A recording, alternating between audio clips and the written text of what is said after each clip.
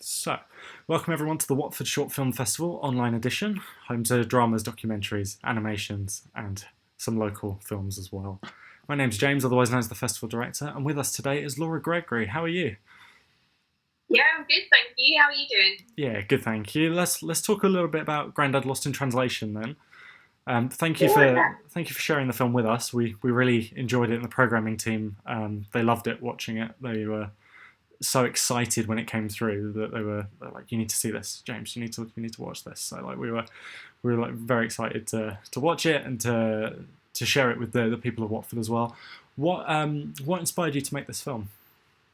Oh, thank you so much for the confidence, first of all. But mostly the inspiration came from the fact that it's quite a funny story. My mum used to basically help my granddad on the phone all the time. So literally just, it could be, you could open up an email, try and take a photo, and it used to literally be so hilarious. But at the same time, I knew that because I've been doing a degree for the last 4 years at Grandad Lost, and for my second year, I had to do a documentary, and I thought, you know what, this really needs to be shared a lot because I feel that every single person in their family has an old relative that literally just cannot work the internet for love or money. Technology is just literally like their enemy to them. And that basically was what inspired me. Not only that, I thought that my granddad could be one of the best people to probably, explain it and present it because he's such a great storyteller and a great entertainer and very charismatic. And I just thought that it was such an important message to share. So coming from such a personal kind of story to making it a universal message was, I think, it was really important to me, anyways, into making the film. And in terms of production, from the like coming up with the idea all the way through to post production and editing it, how long did it take to make this film? Oh gosh, so getting the idea was probably about, oh gosh, I think it was October 2018, I think, and then we finished the film around about May time. It was in May 2019. So all in all, about 7-8 months, something like that. Yeah. Do you ever feel that there's like with factual filmmaking? Do you ever feel that the production process takes longer than perhaps other mediums such as drama or animation, or to a degree it could be contextual depending on the what type of media is being made? That's a really good question. I think, to be quite honest, I'm mostly a narrative filmmaker. This was the first documentary I ever did, first time documentary short anyway. I haven't made one since.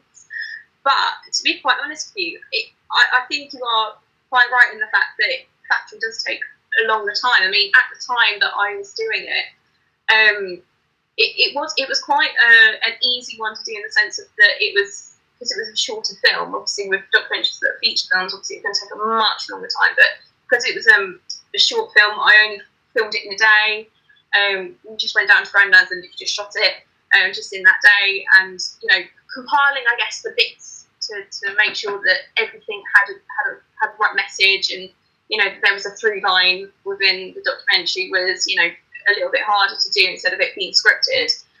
So maybe that was that little bit longer. But not only that, in April 2019, my granddad unfortunately got sepsis. So we kind of did stop with post-production. We obviously wanted to make sure he was all right and be there for him to make sure he got better. And then we resumed it. He's fine now. So he made really quick recovery from that, luckily enough. So, yeah, I do completely understand in that sense that, it definitely is a little bit longer.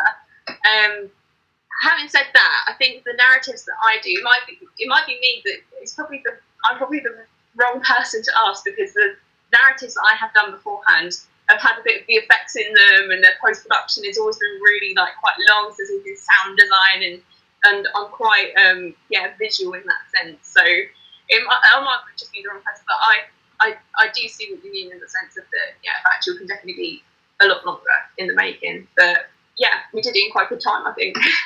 I suppose also there's quite a difference between the mediums if we're looking at something like a drama, for example, where you've got actors who are used to being in front of cameras, who have a script, and there's a level of planning involved that may not necessarily be in place for documentary or anything factual, because you're interacting with real people in the real world, and it's an unpredictable nature.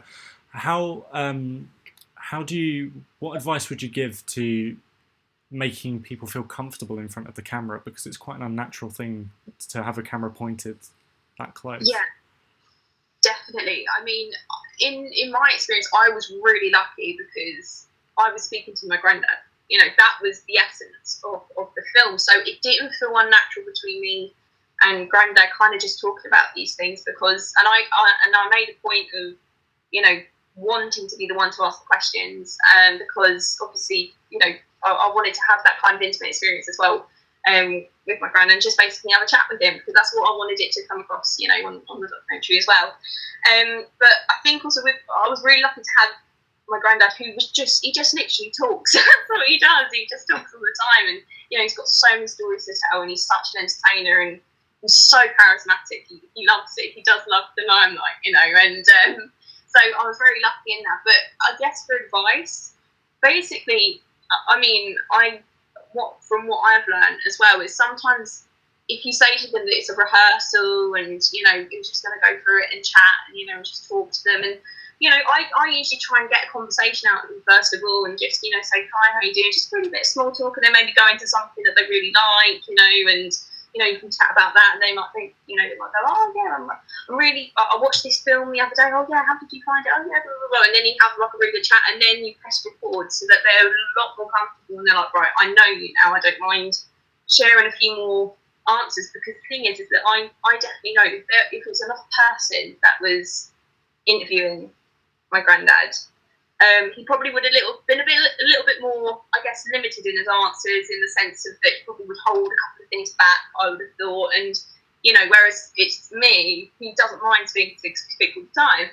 So yeah, that's probably my advice, is just to make them your friend first of all before you know you go straight to the interviews. Don't do like off the cuff kind of thing. I would say just you know, a bit of small talk always goes a long way. Absolutely. So it's having that familiarity, and making them feel comfortable, effectively the key to getting a much more natural interview from somebody who may not necessarily be used to having a camera pointed in front of them. That's great. In terms of sort of the narrative and the message of the film, what would be the thing that you'd like the audience to take away from this film? I think it would be that you know what I would personally say is to basically help your relatives. Really, you know, it's one of those films where you know you're basically saying, look, we're kind of isolating, I think, the older generation in terms of the way that we are evolving in a tech world, and I think the pandemic has definitely heightened that. I mean, with my granddad, I mean, it's great that he knows how to you know do telephone calls and landline calls, because he would have been completely shut off from his family. He didn't do Zoom because he didn't know how to do it.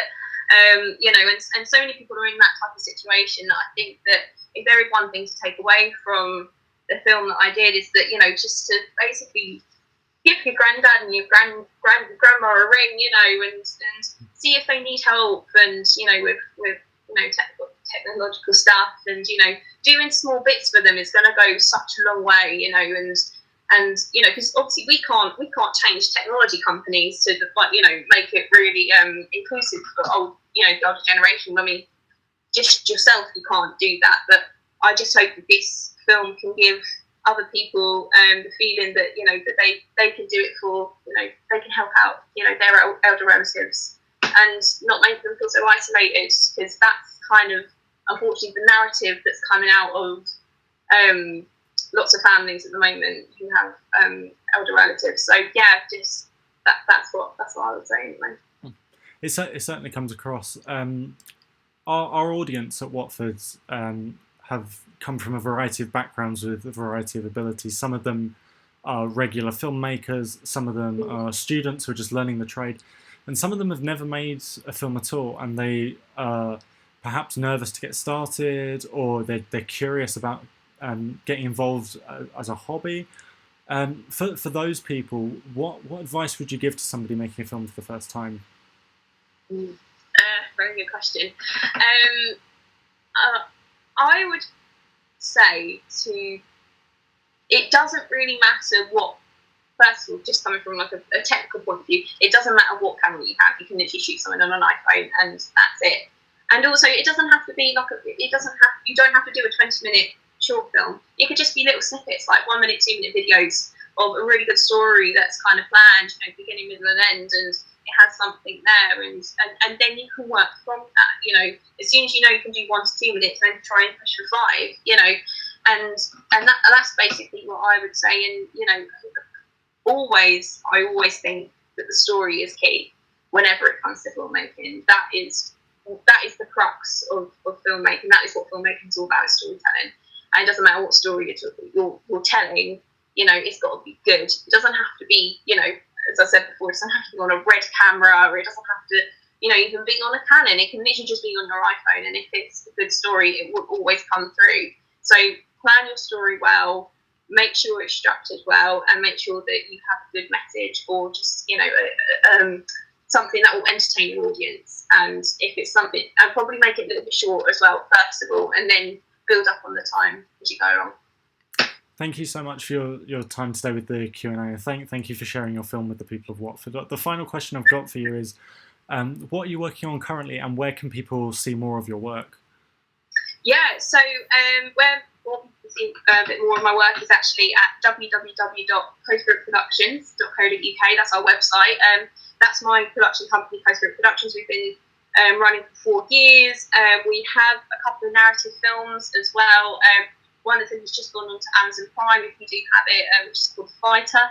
And we also had another narrative film that came out in 2018, which is called Bootstrap Paradox. So that's mostly our work, but you can find it on YouTube through Postbrick Productions' channel, and also through our website too. And also your question was also what am I currently working on? So I've got a proof of concept in post-production. We were able to miraculously, amazingly shoot it in August last year, and that's getting some VFX done to it now. So that's really exciting for us to get to see something like that. And also we've got a couple of feature films in development too. We've got one that is almost greenlit. We've got a couple of bits to tie together, and hopefully we'll be able to shoot hopefully at the end of the year or next year. So yeah, that's what we've got going. So it's all guns go.